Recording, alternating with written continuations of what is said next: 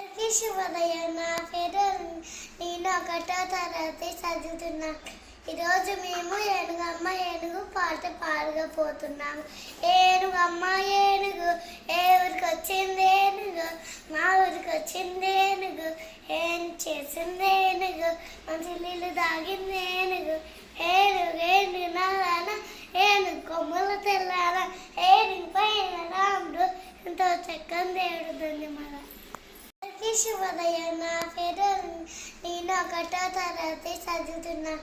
ఈరోజు మేము ఏనుగమ్మ ఏనుగు పాట పాడకపోతున్నాము.